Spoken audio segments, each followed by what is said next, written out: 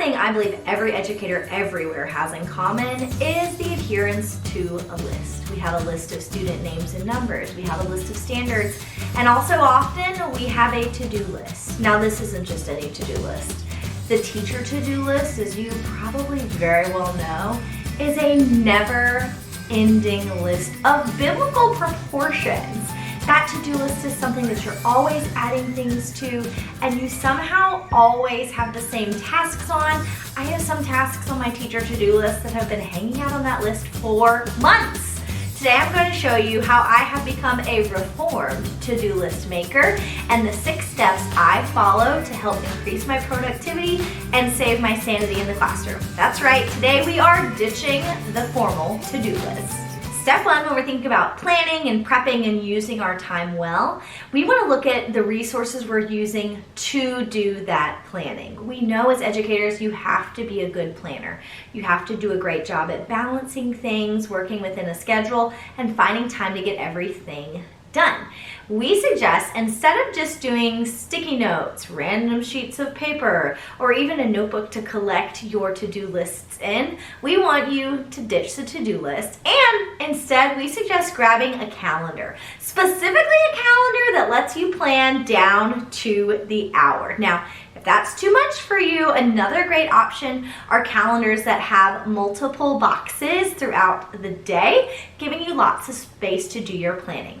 By moving away from a to-do list and moving on to a calendar, this is going to help you make those tasks more concrete and help you find time to get them done.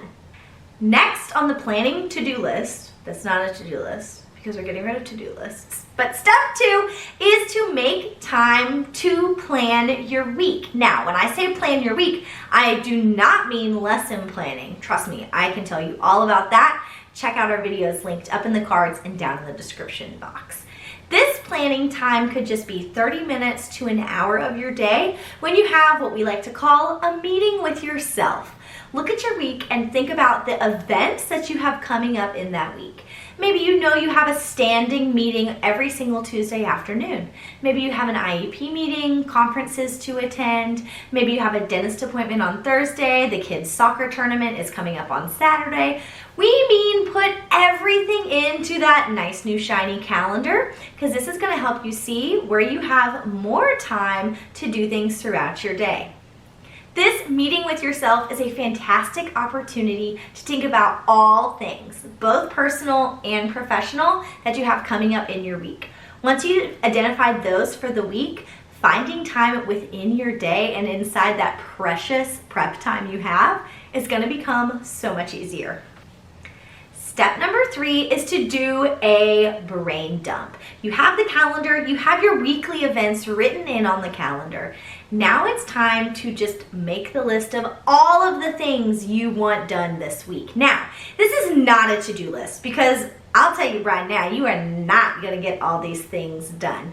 I all too often am like, I'm gonna fold laundry this week, and then we make it to a Saturday and my husband's out of socks.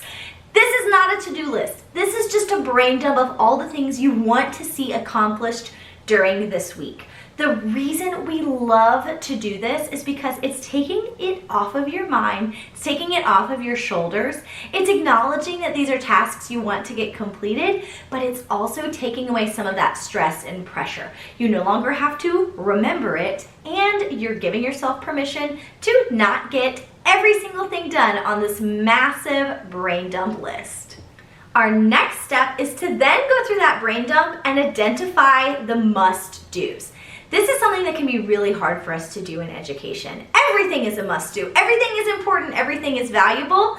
And this is me telling you it's okay if not everything is on your must-do list. In fact, not everything should be on your must-do list. Go through and pick things first that have an immediate deadline that you need to address. Maybe you're on a planning committee and you're having to turn in content by a certain point in this week. That is a must-do. Maybe you have a student who's going to be out sick and you have to get a packet ready for them. That is a must-do. Maybe you're working with a team, developing content for your grade level, or you really just need to get your grades put in the grade book. These are the assignments that are must-do assignments, and these are the things you're going to work to place within your weekly calendar first. If it doesn't happen, it doesn't happen. That's okay. Like I said, I have some things on my never-ending to-do list that have been there for months. And you know what? I'm still doing okay. Now that you've identified the must-dos, it's time to go through and schedule time to get them done. As educators, we schedule every inch of our day. If I ask you what's happening in your classroom at 9:17 in the morning on a Tuesday, you can tell me almost down to the minute what's happening in your classroom at that exact time. So why are we not using this for our own planning and prep time during the day? I know for the fact I get to school around 7:10 a.m. and I know students start coming into the room at 7:30. Why am I not setting aside time within that window to do these specific tasks that I must get done this week? Same for my prep period. I know which days I have a prep period that's 45 minutes long. I also know days when I have standing meetings when I don't have a prep period. By thinking about the times in my day, I can then start piecing together what that schedule is going to look like for me to get these must-do tasks completed. Now, when we say put a must-do task within a specific time on your calendar, I also want you to start being very realistic. Nothing is more satisfying than crossing something off your list, which means if you only have 15 minutes to work, instead of saying grade math tests in that 15 minutes, go ahead and make a projection for how many you think you can grade in that window of time. For example, I have 22 students, so cutting them in half is my favorite way to knock out a task. Instead of saying grade all the math tests in 15 minutes, which just isn't realistic for me, I'll say grade 11 math tasks. That's something I can get done in that window of time, and then I've accomplished that task that I set aside for myself. I feel really accomplished, I feel very good about myself, and I'm halfway done with that specific grading, but I've completely finished the goal that I set for myself. Be really specific in the things you're going to get done within those windows of time. Now that you have this beautiful plan for your week and what it's going to look like, including what you're going to get done during that prep time in your day, I'm here to give you my favorite step, which is to drop the guilt. I am here to give you permission that it is okay that it does not all get done. You are, in fact, only human, and I promise you're doing a great job at this. I know these 6 steps might seem like a lot, but I promise this system has really changed how I'm using my time during the week. Gone are the mornings of going in and sitting in my room and looking around trying to think of what I need to get done. And gone are the prep periods where I find myself just sitting silently in the dark eating Cheez-Its. By scheduling my time, I'm really able to use it well, and that means I get to go home at the end of my contract time and spend time with my family.